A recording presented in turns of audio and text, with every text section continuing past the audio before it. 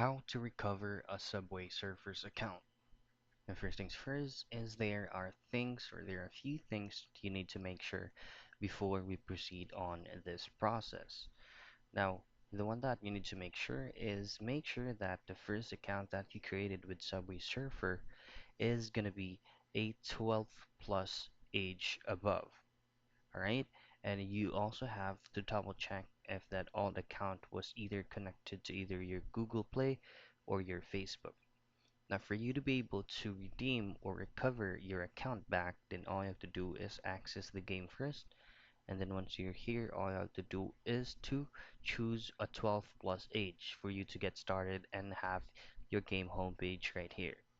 Now, once you're here, at the top right portion of the game, just press on the gear icon, which will take you out to settings. And this is what I'm talking about earlier. So if you have connected your old account to Google Play Games, then all you have to do is just tap on connect. Same goes with Facebook.